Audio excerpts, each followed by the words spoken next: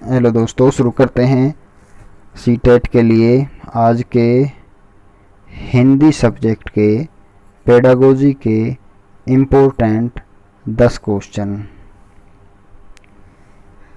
तो बगैर टाइम गंवाए हुए आज के लिए सबसे पहला क्वेश्चन है हिंदी सब्जेक्ट का, पेडागोजी का। 7 वर्षीय अनुश्री के पड़ोसी बच्चे अनुश्री की भाषा से भिन्न भाषाएं बोलते हैं। उनके साथ खेलने कूदने से, यानी कि एक अनुश्री है, एक शिक्षार्थी है, एक लड़की है, और उसके पड़ोस में जो बच्चे रहते हैं उसके साथ वाले, उनकी भाषा अलग है, अनुश्री की भाषा अलग है, तो वो उनके साथ खेलती कूदती है, तो उसकी भाषा पर क्या प्रभाव पड़ेगा। अनुश्री बोलने में संकोच का अनुभव करेगी? नहीं। दूसरा है अनुश्री को संप्रेषण में परेशानी होगी? ये भी नहीं होगा। तीसरा, अनुश्री का भाषिक विकास स्मृत होगा? ये बिल्कुल राइट आंसर है, यानी कि अनुश्री का जो भाषा का विकास है वो स्मृत होगा। और चौथा है अनुश्री का भाषिक विकास अवरुद्ध होने की संभावना, ये भी गलत है, यानी कि नहीं तो उसका भाषा का जो विकास है अवरुद्ध भी नहीं होगा और वो संकोच भी नहीं करेगी, वो संप्रेषण में उसको कोई परेशानी भी नहीं आएगी, बल्कि क्या होगा, वो उनकी भाषा को समझेगी और उनकी भाषा को समझ के उसकी अपनी भाषा का भी विकास होगा। अगला क्वेश्चन है क्वेश्चन आप, उच्च प्राथमिक स्तर पर भाषा शिक्षण का उद्देश्य क्या है? उच्च प्राथमिक स्तर पर यानी से 6 से 8 तक के जो बच्चे होते हैं, जो कक्षाएं होती हैं, उसमें भाषा शिक्षण का क्या उद्देश्य है? उद्देश्य बताना है। भाषा के नियमों को कंठस्थ करना, यानी कि रटना, उनको याद करना, ये तो नहीं हो सकता। लिखित सामग्री के प्रति अपनी समझ बना पाना। तीसरा है नवीन लेखकों की कृतियों के नाम जानना, ये भी नहीं हो सकता, यानी कि नए नए लेखक आ रहे हैं, वो कौन कौन सी रचनाएं कर रहे हैं उनका नाम याद करना, ये भी नहीं है। चौथा है विभिन्न साहित्यकारों का जीवन परिचय प्राप्त करना, ये भी नहीं है, यानी कि साहित्यकारों का जीवन परिचय लाना और उनको इकट्ठा करना, प्राप्त करना उनको, ये भी नहीं है। राइट आंसर है इसका ऑप्शन नंबर सेकंड, यानी लिखित सामग्री के प्रति अपनी समझ बना पाना। प्राथमिक जो मुख्य उद्देश्य है उच्च प्राथमिक स्तर पर भाषा शिक्षण का, वो उद्देश्य यही है कि जो लिखित सामग्री है, जो चीज़ें जो लिखी गई हैं, लिखी हुई हैं, उनके प्रति बच्चे अपनी समझ बना सकें, उनका अर्थ समझ सकें और उनको अपने एनवायरनमेंट यानी वातावरण के हिसाब से उनको तार्किक रूप से उन चीज़ों को प्रयोग कर सकें। यानी मुख्य उद्देश्य जो है भाषा शिक्षण का उच्च प्राथमिक स्तर पर वो है लिखित सामग्री के प्रति अपनी समझ, बच्चों द्वारा खुद अपनी समझ बना पाना। तो अगला क्वेश्चन देखते हैं, क्वेश्चन नंबर 3। क्वेश्चन नंबर 3 है आपका, सुनना कौशल के बारे में कौन सा कथन उचित है? यानी कि 4 कौशल हैं। सबसे पहले सुनना, बोलना, पढ़ना, लिखना। इनके बारे में उचित कथन बताना है नीचे दिए गए ऑप्शन में से। पहला ऑप्शन है या फिर पहला कथन है, सुनना अपने आप में एक पृथक कौशल है। दूसरा कथन है, चारों भाषाई कौशल में सुनना सर्वाधिक रूप से महत्वपूर्ण है। तीसरा कथन है, सुनने में भाषा के नियमों को आत्मसात नहीं किया जा सकता। और चौथा कथन है आपका, भाषा की नियम व्यवस्था को समझने में सुनने का विशेष महत्व है। तो इसमें से उचित कथन बताना है। वैसे तो कथन चारों ही ठीक है, बट सुनना कौशल के विषय में उचित कथन बताना है जो चारों कौशलों से जुड़ा हो और सुनने के कौशल के संदर्भ में हो। इस तरीके से उचित कथन कौन सा है? तो इस तरीके से उचित जो कथन है वो ऑप्शन नंबर सेकंड। वो किस तरह है? वो इसलिए कि चारों भाषाई कौशलों में सुनना सर्वाधिक रूप से महत्वपूर्ण हो सकता है। यानी कि जब चीज़ों को बच्चा अच्छे से सुनेगा, कहा भी गया है कि अच्छा वक्ता बनने के लिए अच्छा श्रोता होना जरूरी है। जब चीज़ों को अच्छे से बच्चा सुनेगा तो उनको अच्छे से बोल भी पाएगा, और जब अच्छे से बोल पाएगा, अच्छे से समझ पाएगा, तो अच्छे से लिख भी पाएगा, और जब पढ़ भी पाएगा, और जब पढ़ पाएगा अच्छे से तो अच्छे से लिख भी पाएगा। तो इसलिए सुनना कौशल चारों में महत्वपूर्ण हो सकता है। अगला क्वेश्चन है, विद्यार्थियों को व्याकरणिक नियमों की समझ देने के लिए जरूरी है कि विद्यार्थियों को व्याकरणिक नियमों की समझ देनी है, तो इसके लिए जरूरी क्या है? नीचे दिए गए ऑप्शन में देखते हैं। पहला ऑप्शन है, विद्यार्थियों को पढ़ने, लिखने और बोलने सुनने के अधिक अवसर दिए जाए। यानी कि जो कौशल हैं, भाषा के जो 4 कौशल हैं, उनको अधिक से अधिक अवसर बच्चों को प्रयोग करने के दिए जाएं।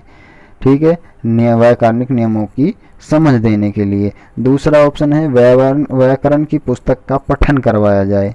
यानी कि व्याकरण की जो पुस्तक है उसका पठन बच्चों से पढ़ाया जाए उसको। तीसरा ऑप्शन है, व्याकरण संबंधी परिभाषाएं कंठस्थ कराई जाए। तीसरा क्या है कि बच्चों से व्याकरण की जो परिभाषाएं उनको याद कराया जाए। चौथा, नियमों को श्यामपट्ट पर लिखते हुए उनकी व्याख्या की जाए। नियम पहले उस पर क्या श्यामपट्ट पे बोर्ड पे लिख दिए, फिर उनकी व्याख्या की जा रही है, उनको डिटेल में बच्चों के लिए समझाया जा रहा है। तो राइट आंसर है इसका ऑप्शन नंबर फर्स्ट, यानी विद्यार्थियों को पढ़ने लिखने बोलने सुनने के अधिक अवसर दिए जाएं। यानी जो भाषा के जो 4 कौशल हैं उन 4 कौशलों के बच्चों को प्रयोग करने से अधिक अवसर दिए जाएं।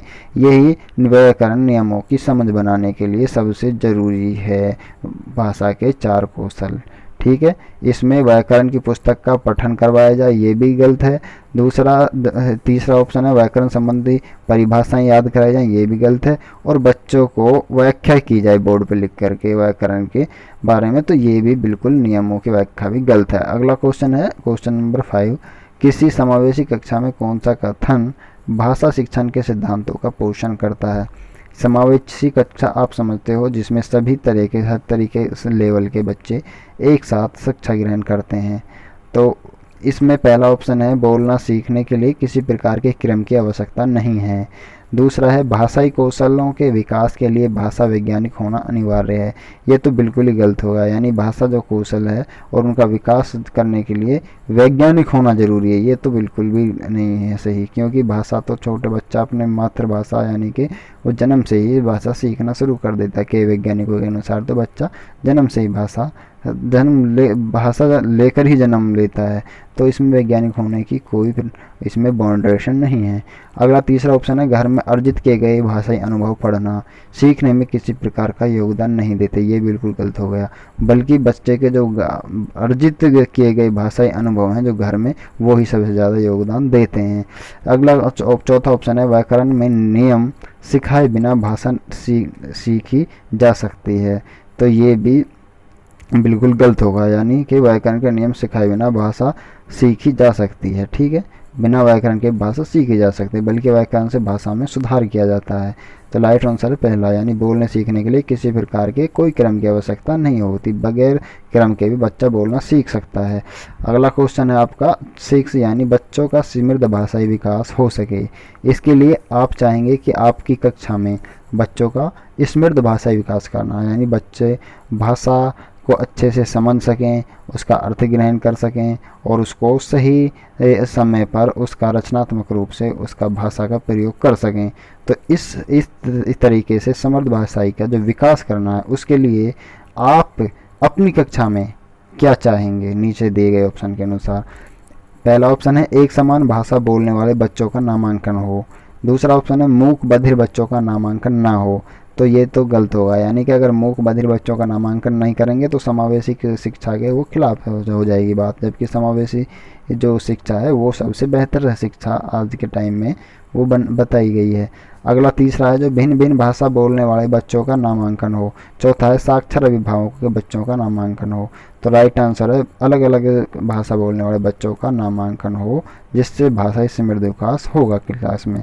अगला ऑप्शन है क्वेश्चन है लिखना पढ़ने के बाद सीखा जाता है, यानी कि पहले लिखना पढ़ने के बाद सीखा जाता है। भाषा सीखने सिखाने के समय इस विचार के प्रति आप, यानी एक विचार है यानी लिखना पढ़ने के बाद सीखा जाता है, यानी पहले पढ़ना सीखा जाता है उसके बाद लिखना सीखा जाता है। तो इसके बारे में आपको अपना विचार बताना है दिए गए ऑप्शन में से। पढ़ने पर बल देंगे, तो इसके लिए क्या करेंगे आप, पढ़ने पर बल देंगे? नहीं, पढ़ने पर बल नहीं देंगे। बेशक चाहे लिखना पढ़ने के बाद आता है फिर भी हम पढ़ने पर बल नहीं देंगे। अपनी असहमति प्रकट करेंगे? नहीं, असहमति प्रकट नहीं करेंगे, क्योंकि ये बात बिल्कुल ठीक है कि लिखना पढ़ने के बाद ही सीखा जाता है। लिखने पर अधिक बल देंगे, लिखने पर भी अधिक बल नहीं देंगे। अपनी सहमति प्रकट करेंगे? हाँ, सहमति प्रकट करेंगे, अपनी सहमति प्रकट करेंगे, यानी कि वाक्य बिल्कुल ठीक है, बट जोर किसी भी एक खास चीज़ पर नहीं देना, ना ही लिखने पे ना ही पढ़ने पे।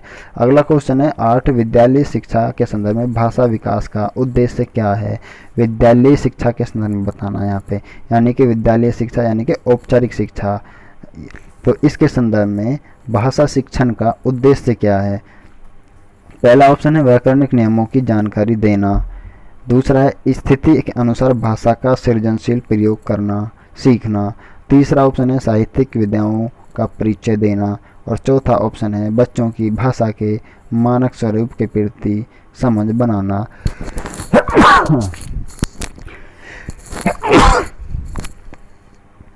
तो आपका राइट आंसर है ऑप्शन सेकंड, स्थिति अनुसार भाषा का सृजनशील प्रयोग करना सीखना। यानी कि विद्यालय शिक्षा के संदर्भ में भाषा शिक्षण का उद्देश्य जो है वो ये है कि बच्चा स्थिति के अनुसार भाषा का सृजनशील प्रयोग कर सके, उचित यानी कि भाषा का उचित प्रयोग सीखना ही मुख्य उद्देश्य है।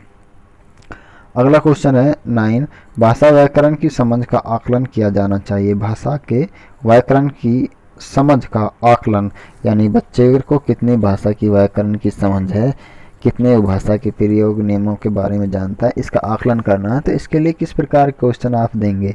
वस्तुनिष्ठ प्रश्नों के माध्यम से, लागोत्तर प्रश्नों के माध्यम से, संदर्भ परक प्रश्नों के माध्यम से, और चौथा है निबंधात्मक प्रश्नों के माध्यम से।